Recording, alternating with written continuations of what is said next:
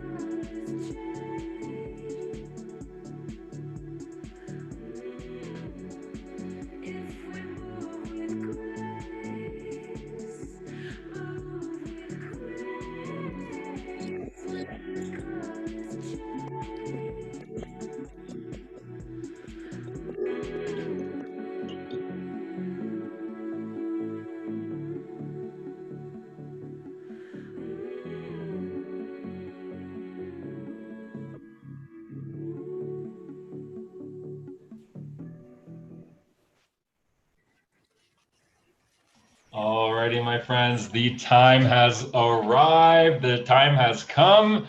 Welcome to the class of 2020 commencement. We're here. You made it. We are so excited to for these next, the next hour or so. We're going to hear from a couple different voices, but really, we want, and this came up earlier this morning as well, but just an opportunity to step back and just celebrate and be in the moment and acknowledge what you all accomplished this year. I think completing this executive program, and I'm sure you all could probably agree with me, is rigorous. I think we are not shy about sending a lot of academic information your way. There's a lot of accountability. There's a lot of work that goes into it. And completing this program under normal circumstances is already honestly a Herculean effort. Like, it really is. And now you layer on top of that everything that's happening this year. And I think what this cohort, we feel like we need to celebrate you, because this cohort is demonstrating that, like, you all embody so much hope for us, right? Like, you are doing the most difficult work in the most difficult circumstances that I think almost any cohort has been through for this program.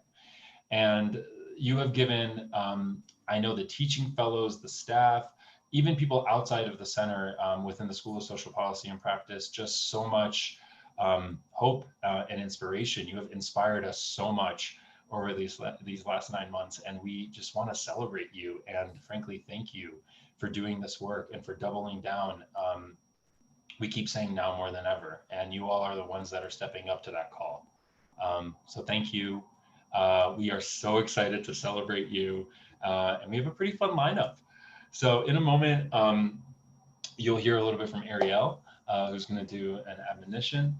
I think I'm saying that right. It's very, very academic. And then we'll hear from a few of our alumni who are going to be welcoming you into this really expansive, really expansive kind of alumni network that's been built, and many of whom are really eager to connect and I think support you all in your work. And then we'll move over to current student speakers, and then finally we'll do our commencement ceremony. I also want to give a quick shout out to all the folks that are joining us via live it's it's one thing to celebrate, but we also ought to celebrate the people who have allowed us to do this work. I know we've taken away your loved ones from your Sundays and from some of your work. I know a lot of your loved ones have been doing a lot of work to get through this program. And so a shout out to everyone who's joining via live stream as well for supporting everyone on this call to get through this program. And I don't think we could have done it without the support of our larger communities. So thank you all. And so with that, I'm going to pass it off to Dr. Ariel Schwartz, our fearless leader, who will lead us through an admonition. Ariel, the floor is yours. Thank you, Kaveh. And thank you, everyone. I'm happy to admonish you, but I want to start out by thanking you. I really appreciate you all for coming, for showing up to this program, and for yourselves. I certainly want to thank all of our guests, as Kaveh has, for supporting all of our students, for being there, for understanding when they had homework to do, and for your encouragement. And you know, our students have done a real enormous amount of work. The work is not over. I don't know that it will be, but I think that without your support, it's hard to do it. Before my admonition, I want to thank the teaching team, our teaching fellows, and you know, fearlessly led by Allison, in so many ways are really the heart of this program. So all of our teaching team have gone through this program. They understand the curriculum intimately. They have been where you were, and offer sort of a beacon to where you're headed. And I just so appreciate your leadership and your mentorship of our students, as we all sort of grapple how to do this work. How do we do social impact work?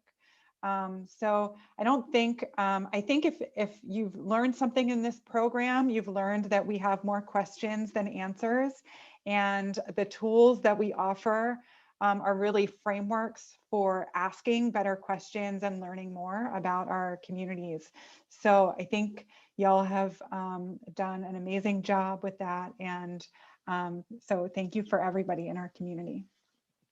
Okay, so an admonition, what is that?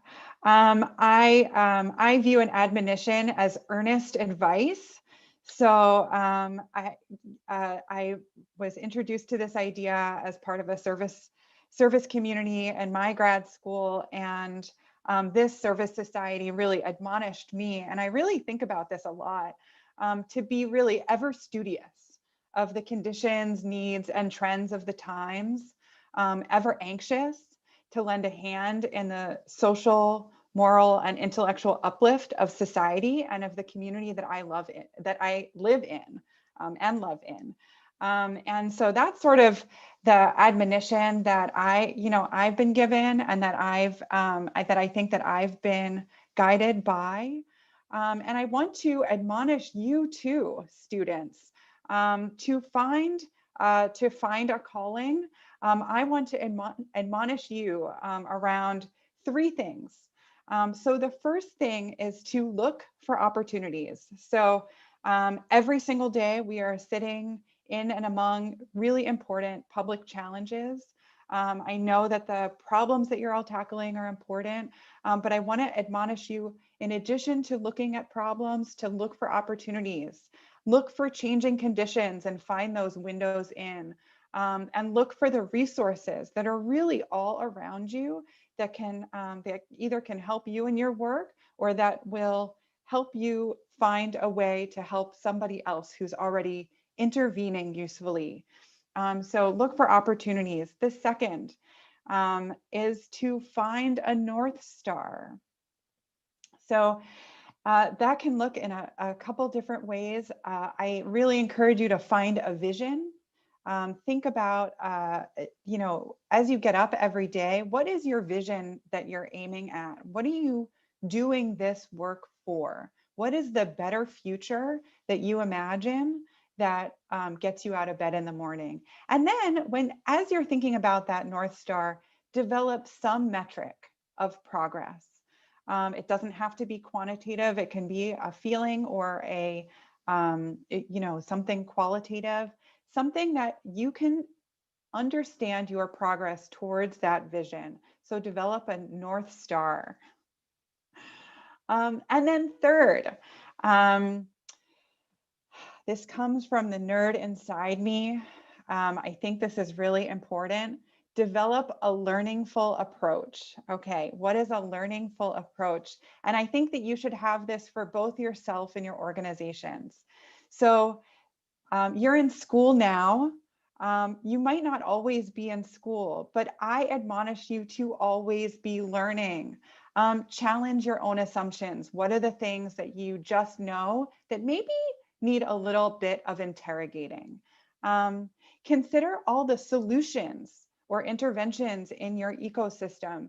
Instead of solutions, maybe consider them as hypotheses that maybe you need to learn a little bit more and maybe could use some improvement.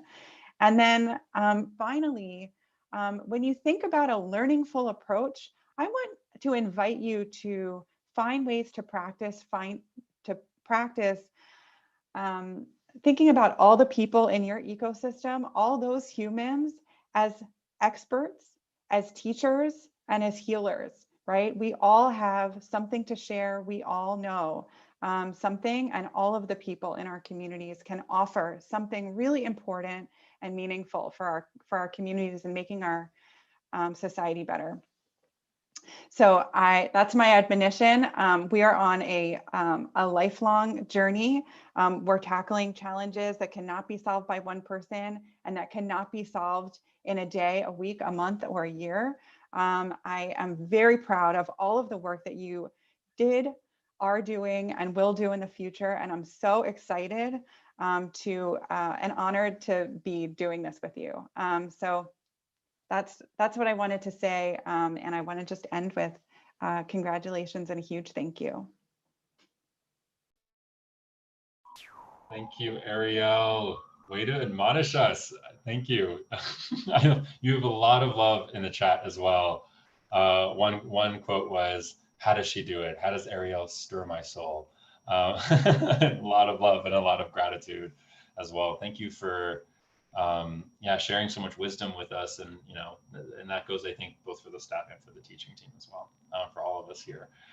And so it continues, y'all. So we have words of wisdom continue as we go. And next up, I'd like to invite a couple of alumni speakers who actually recorded some video messages for you all. So I should say, this program, we're kind of at a few milestones. One is that, this program started in 2015, and we're now in this is the 5th year of this program, which is a significant milestone. And I don't think any of us on this team could have imagined it to engage individuals like yourselves. It's just been remarkable how this has grown year to year. And what's even more remarkable is that the community has stayed engaged throughout those years. And so we noticed this morning. We're like, we have someone who graduated from 2017, 2018, and 2019. And it's only appropriate to be, sending these words out to the class of 2020. Again, you all have your milestone year in and of yourselves, let alone, the fact that everything has gone on in 2020. So I'm gonna share a couple of these quick videos with you all. Let's see if I can, let me know, hopefully the volume will be okay on your end as well. So first off, we have Stephanie. If not you, then who? Congratulations on completing the executive program's social impact strategy. As a result of your lived experiences, you are uniquely positioned to create viable social impact. The world is waiting for someone with as much drive, ambition, and innovation as you. I am thrilled to welcome you to a global network of CSIS changemakers, and I can't wait to see what you accomplish. Welcome. Wonderful. Thank you, Stephanie. Next up, we have, continuing that on, if not now, then when, with Barbara. If not now, then when? Behind me, you can see the smoke from the wildfires that are coming across western Washington and the West Coast all up. Climate change cannot wait. I wear a mask because we're in the middle of a global pandemic. Comprehensive programs that serve everybody cannot wait. Black Lives Matters has awakened the community globally to the realities of racism and social injustice. Reform cannot wait. If not now, then when? Our generation is empowered. This is the time to take action. Thank you, Barbara. And then finally, to take us home, we have Terry. You are ready now. Oops. There we go. I love the words that Barbara and Stephanie told us. If not us, then who? If not now, then when? You are ready. You are ready to turn this moment into your personal mission for social change. And now, as an alum, you have the tools and skills needed. You see things that others ignore, but you know how to take action and you know the way. So congratulations. Congratulations and welcome to the CSIS family, where we not only make it happen, but we're here for each other. So never forget that you can count on any of us to help you along the way. But we hope to see you again, alums, and welcome. Congratulations. Awesome. Thank you, Terry. And so, needless to say, you all are coming into a global network of folks that are driven to not only find the right content and pull on the right tools and the right frameworks, but are driven by so much passion and so much heart. And we mean it when we say that, you know, we are a CSIS family, and we hope that you all know that you are not alone when you go back to doing the really difficult work of creating change within your communities. And so with that, I think it's only appropriate now to sort of pass the baton over to your class, especially as you all transition into the role of being an alumni and being, you know, practitioners. And so I'm going to pass the mic over to Shamichael Hallman, to Dominic Kelly, and to Danielle Ahn. Shamichael, if you're ready, the floor is all yours. Yeah, thanks, Kaveh. Really appreciate that, man. Thanks. While it's been stated a few times already, I would like to begin by saying congratulations to this wonderful cohort. Today is the day that each of us should pause and reflect on this wonderful accomplishment. And there are perhaps many people in our lives that we owe a debt of gratitude to: friends, family, coworkers and bosses, partners, and others. But I believe we should start by thanking the entire SI team for all they've done. From the moment we began this program, they have worked tirelessly to ensure that this experience would add value to our lives. Through the various courses and jam outs, I always love those, feedback, and the first ever virtual convening, their dedication has shown in many ways. So to the entire CSIS team, we thank you.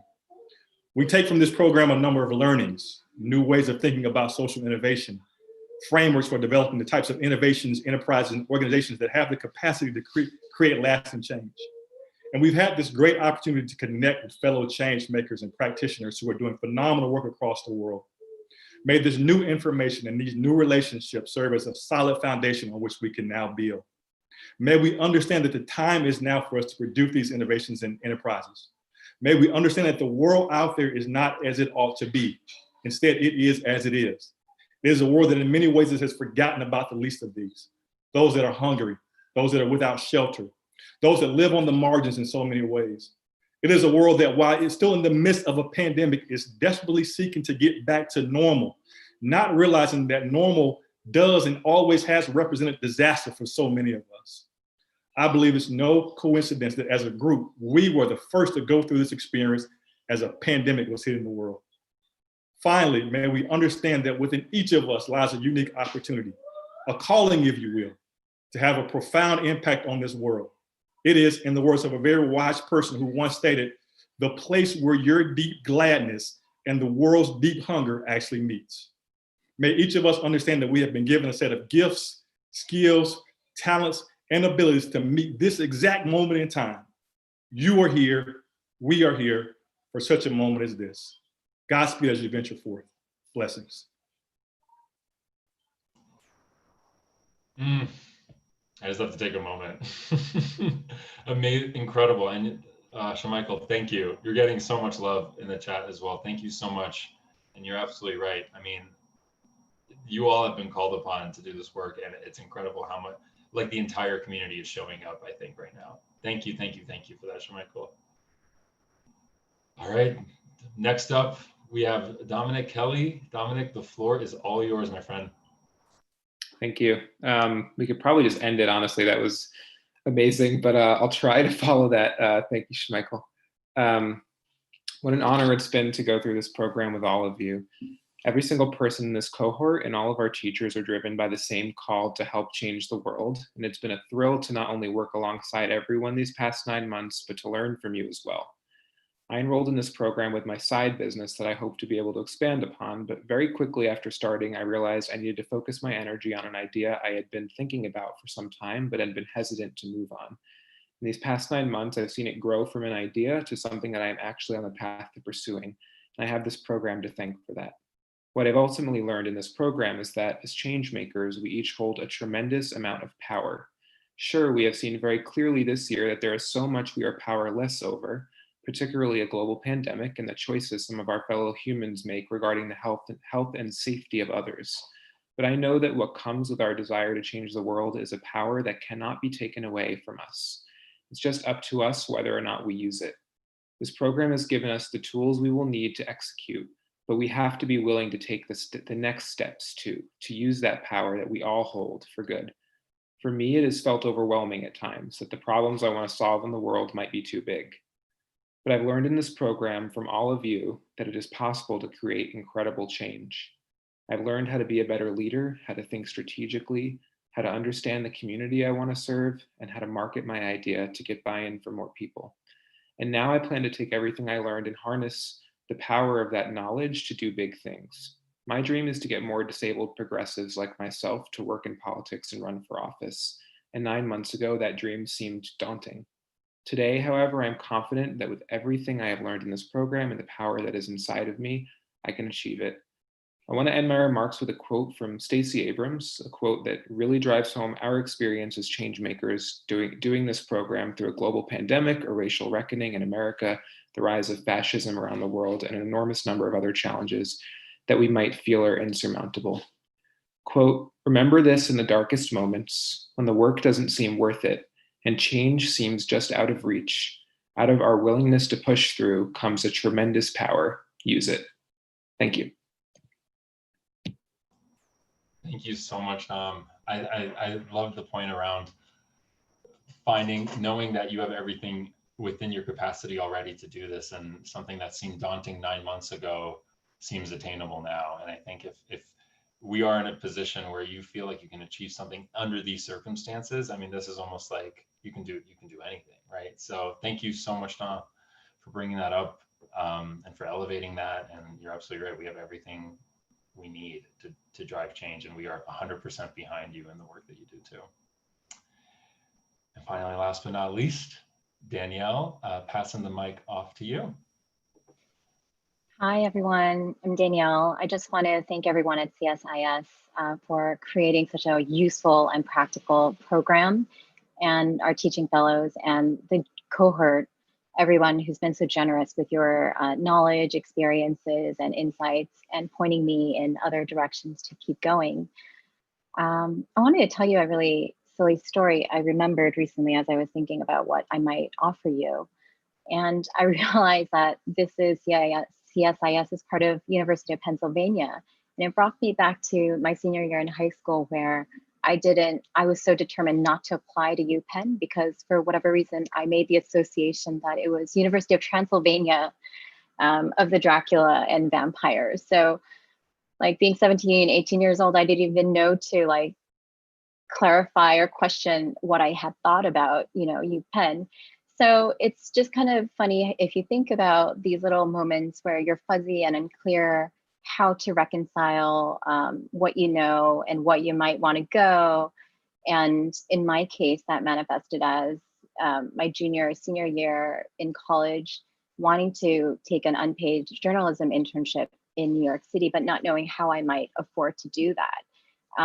Or wanting to become a public interest attorney, and getting into law school, but not knowing how I might pursue public interest in social justice with the heavy burden of student loans. So I wonder, whether you're 22, 17, 18, or 38, 40 something, I think these are kind of patterns where I found myself in, where I wasn't asking the right questions, or I just assumed that I was not ready enough, I wasn't qualified enough, and I was too stubborn or proud to seek knowledge and connections and answers. And so here I am with CSIS, and I feel like I've bridged a lot of those gaps and will continue to do so. But I want to ask you, what motivates you, and what is your pain, and what is the fear, like the Reverend Chaz talked about earlier, and what is your frustration? In my case, it was wanting women and girls to be able to dream bigger, to see role models that they can relate to, have access to educational, vocational, financial learning opportunities, and also really be assured and self-assured in their right to grow and to question, to think and speak, and take up a whole lot of space in all the different stages of womanhood and life. But I realized from my lived experience, for this to happen, high quality early childhood education has to become a birthright, a human rights issue for every single kid, no matter what the family's ability to pay, so that women can continue their education and careers without being penalized for motherhood if they wished. When our society decides to shift public funds from punitive disenfranchising systems to preventative and nurturing social services like schools, parks, libraries, universal health care, paid leave, we're focused on caring for everybody. And could you imagine, as a mom to 2 boys, I can't imagine having a baby born and saying that baby doesn't deserve consistent care because the parents can't afford someone to watch them. So I think maybe why not focus on universal childcare?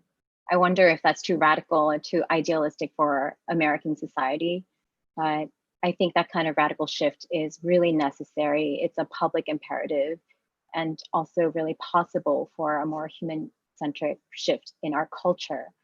So I have some ideas on how I might try to chip away at that.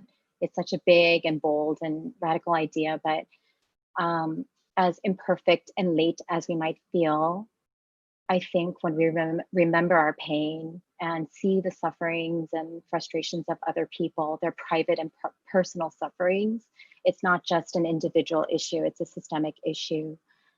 So I want to honor you all for showing up and putting in the time and the investment in your energy to learn how to do that better. And I want to leave you with a quote by Laverne Cox, actor, producer, human rights activist, who says, when you're called to be brave, but the fear is real and you can really feel it, she says, a little prayer. And this has become my morning mantra. God, give me permission to do this imperfectly and allow me to be of service. And so everybody, let's just take a deep breath and here we go. Thank you.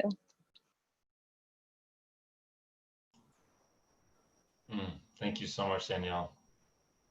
That's thank you for elevating those words too, and telling us, yeah, you're getting lots of love again. So much wisdom in this room, even from just 3 voices of this cohort, so much wisdom.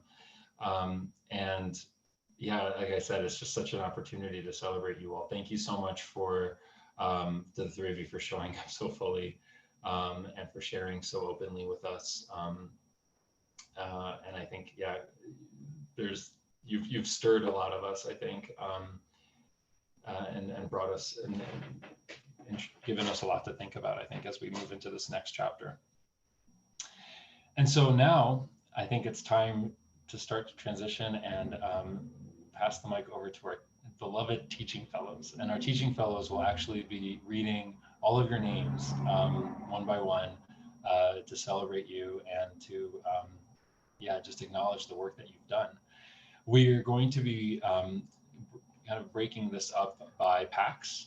And one thing, just as we were putting this together, it's just pretty remarkable. First of all, it's almost overwhelming seeing everyone's names in one view, right? It's just the sheer number of people who have committed and have actually completed this program is in and of itself fairly overwhelming. And then you layer on top of that all the impact areas that you all are operating in. And as we were putting this together, it was the first time that we were looking at all of these impact areas in the context of the world that we're in today, right? In the context of this urgency. And every single one of you, every single one of these impact areas is being called to action right now. And what's so incredible is that each and every one of you is approaching like really dire needs that the world has, imperfectly, but with courage. And I just, it overwhelms me to look through this entire document in one glance. But it's just, I think, a testament. It's the closest thing we have that sort of shows just how much change you all are creating and are capable of creating, really across everything, across the complexities that we're navigating. So with that, I'd like to kick this off by passing it to Danny, who's going to read from PAX 1, Individuals that Focus on Women and Gender. Danny, all yours. Thank you, Kaveh.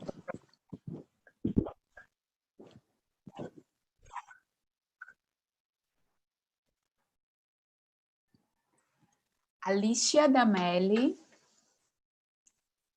Brittany Mel, Cherit Tools, Elise Scheck Bonvit, Jeremy Miller, Laura Kilbury, Lauren Burgaft, Lorena Cabrera, Macau Philippe, Melanie Kuta, Nidia Ibarra Serrano, Nirosha Sarugaza, Salini Sharma, and Sunanda Hangarajan.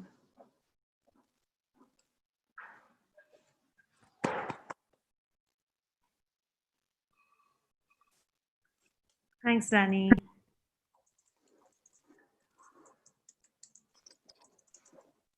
Kaveh, I think you're muted. I am muted. Thank you. I've just been talking. Next up, thank you. We have Akankasha, who's going to be reading on health, health equity, and community health, PAX number 2. All yours. Thanks, Kaveh. Sure thing.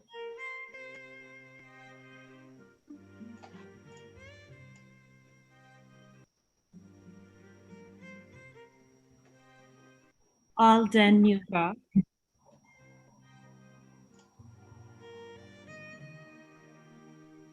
Angel Cancino, Erely Rivera, Ike Chuku Nuosu, Lerato Leguabe,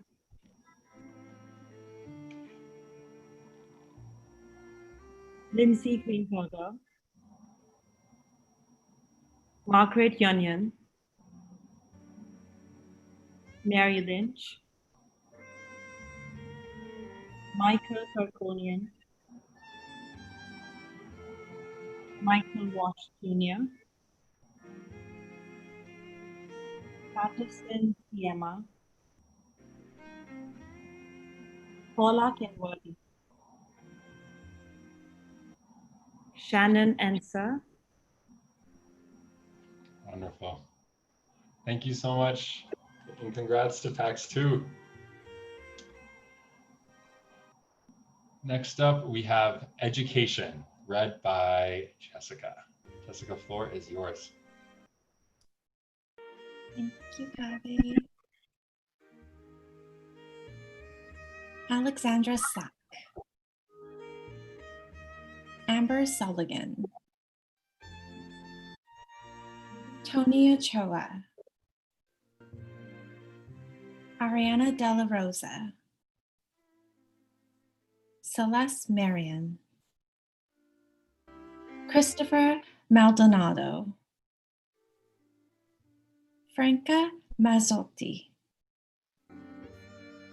Henry Wong, Marissa Cassan, Milagros Ramirez,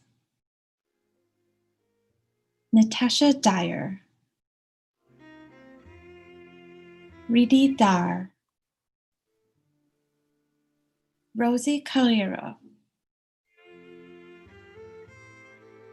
Taryn Mtimkulu, Zarim Krashi. Wonderful. Thank you so much, Jessica. Congratulations, PAX 3. Thank you, thank you. This is great. Next up, Jessica, floor is still yours, reading for PAX for International Development, Community Development, and Philanthropy.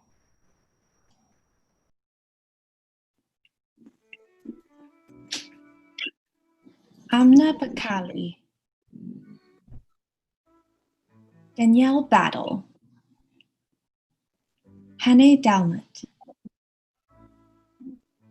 Kathleen Kelleher, Luis Romain, Mark Piggott, Rahila Amlani, Sanyam Dingra, Steve Raga, Valentina Jeffes. Thank you so much, Jessica, and congratulations to PAC 4. Next up, we have PAX number 5, who focus on urban planning, community development, equity, and inclusion, read by Stephanie. Floor is yours.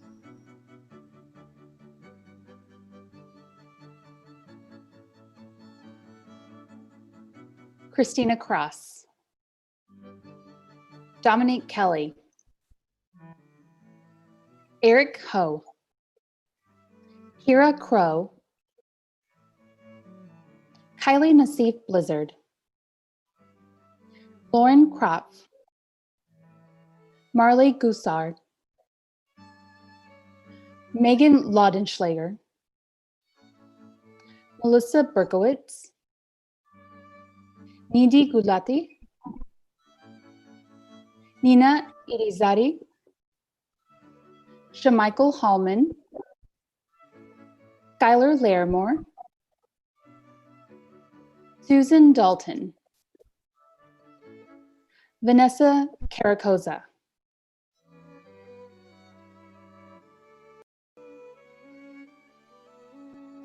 Thank you so much, Stephanie, and congrats to PAX number 5. Next up, we have PAX number 6, Environmental Issues, Sustainability, and Animal Welfare, read by Akanisha. Floor is all yours.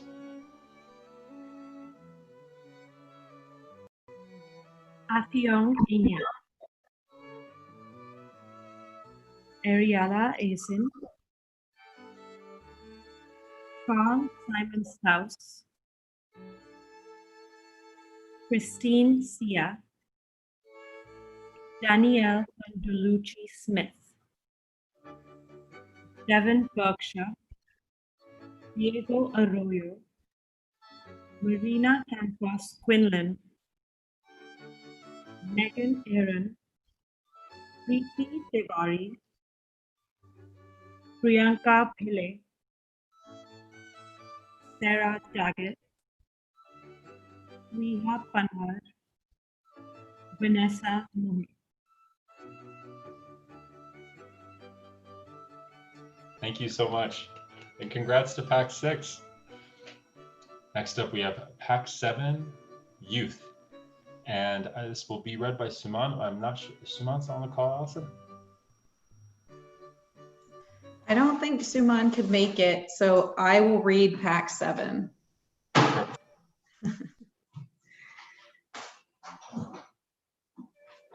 Ben Ryder,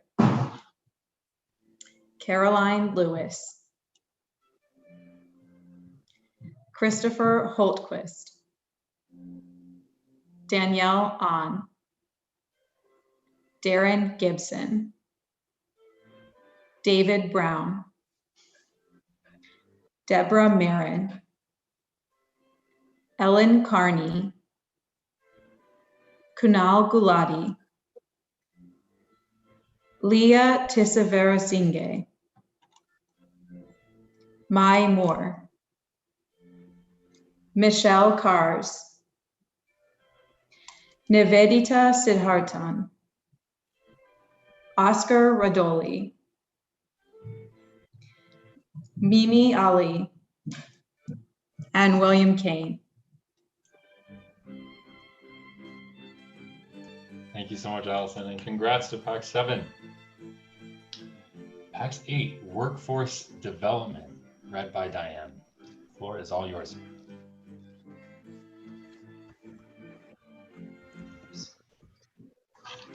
Oh, you can. Oh, there it is. Adam Brown. Sorry.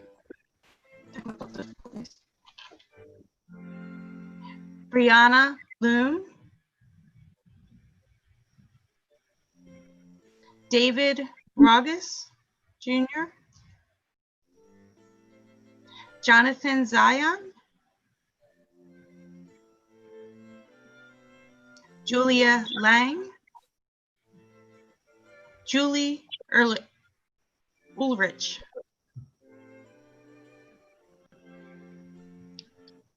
Kalina Meyer.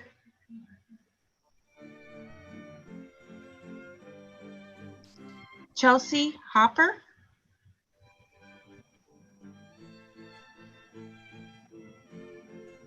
Laura Charity. Leslie Yick. London Lee. Mala Rapal.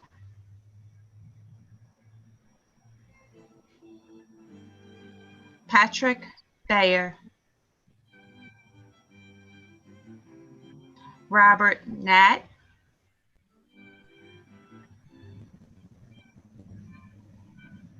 Stephanie Hambrook.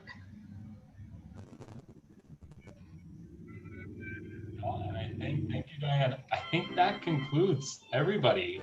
That's congratulations to PAC 8 and honest congratulations to every single one of you here. Again, I think it's a huge congratulations to all of you. Huge congratulations. It is just overwhelming, I think, when you see in one view, that's over 110 people, and each and every single one of you has made such an investment. Not only, I mean, there's a lot of, even just to apply to this program alone and to make that commitment, plus the financial investment, plus the intellectual investment, plus the time investment. And I mean, just over 110 people have showed up in such an incredible way this year. Huge congratulations to you all. And thank you for doing this work and for honestly being a beacon of hope for a lot of us, showing us that there's still really good work happening in the world today. And a huge thank you as well to the teaching fellows. I think it is pretty beautiful that you all are the ones that get to read the names and invite, you know, how lucky are we that we now have an alumni community that is so incredibly supportive of our students. So thank you so much to the teaching fellows and thank you so much to the students. And with that, we have a few words from the entire CSIS family as well that we'd like to share with you all. Let me pull this up really quickly. Alrighty, let's see what we got here. All right, coming right up.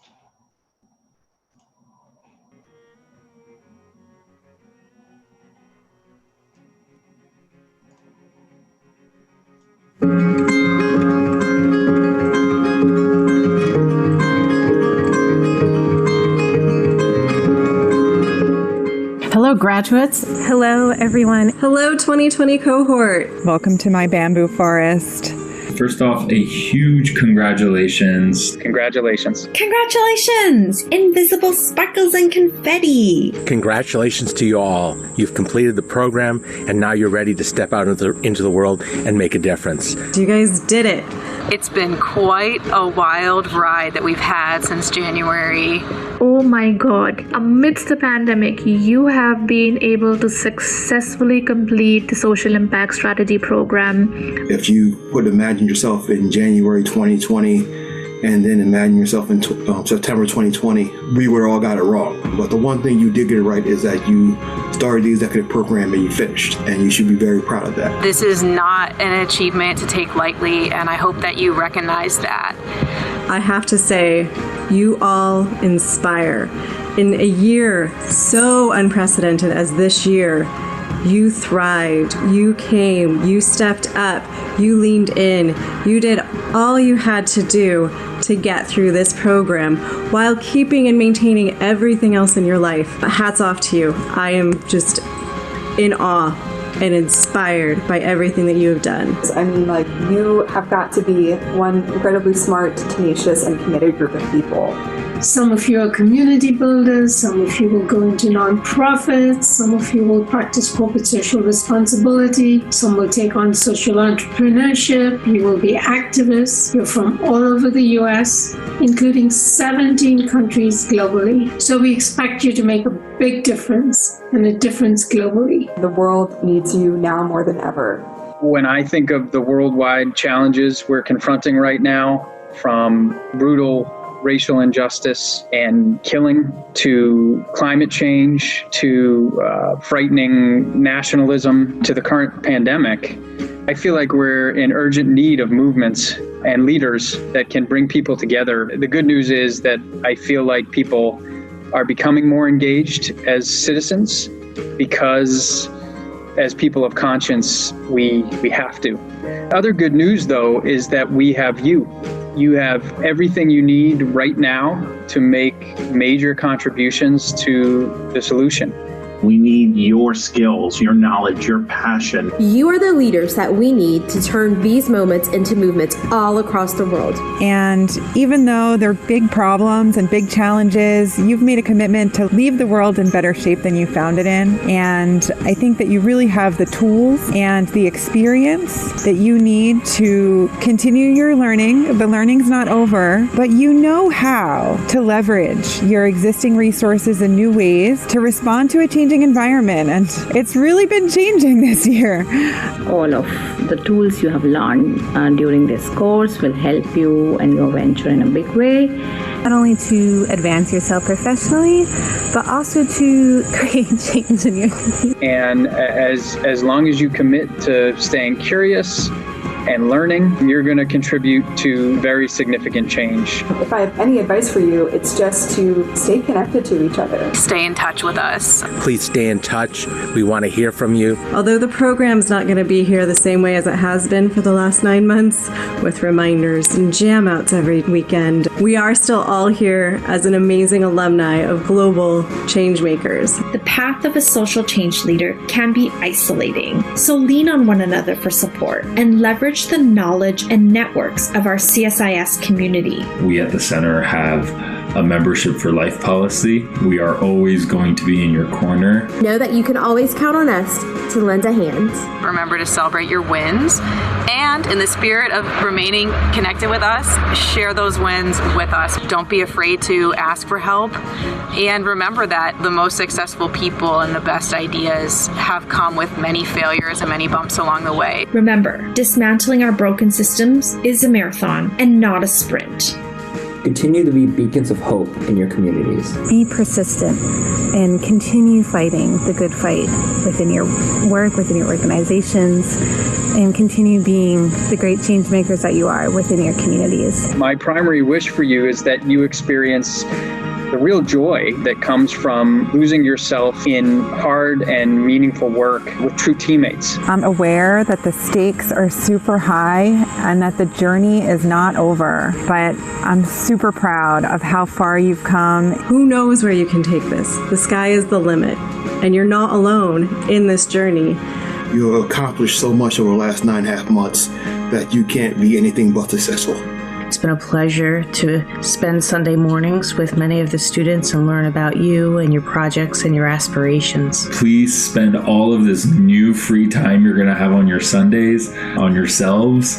Take some time to celebrate yourself and celebrate everything you've achieved. I hope you'll realize that the efforts that you've invested into facilitating change is contributing to progress. I can't wait to see the way in which you apply our tools, frameworks, and ideas into the world of actual social impact, and I can't wait to see the important results that you're going to achieve. Great things are in store for you. Congrats. We are so proud.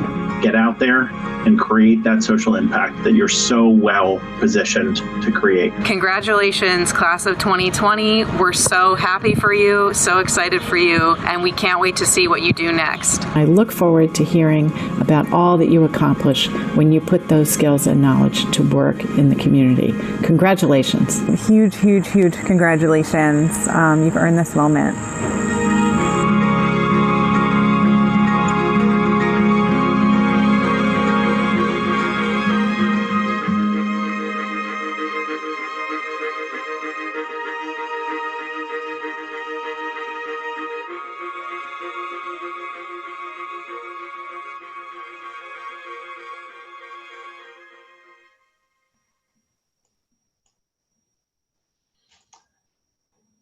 And so a huge congratulations to you all. Yeah. Oh, even reading your comments, I'm not gonna cry. I'm not crying, you're crying. But really, thank you for being such an inspiration. I hope it's clear that you all have already affected many, even within the SB2 community and Penn, by being so steadfast and so committed to your work and to completing this program and to each other. Even from that March convening, you all just blew us away with the amount of empathy and compassion you showed for one another, the amount of gratitude and care you showed to your teaching fellows and to the staff. And you all are just incredible, incredible people that we all look up to. So thank you so much. And I feel like we have a little bit of extra time. We usually finish our programs with a little bit of a Quaker shout out. So there's this tradition, and Penn has some roots in Quaker culture. And normally we would circle up into one big, 100+ person circle, and anyone that wants to kind of contribute anything into that circle can. And so maybe I'll just invite us to do a virtual version of that. And if there's anything that you feel needs to be said, that needs to be brought into this space in this moment, I invite you to do so. It's our space. So however you want to shape it, inform it, contribute to it, please do. The floor is completely open.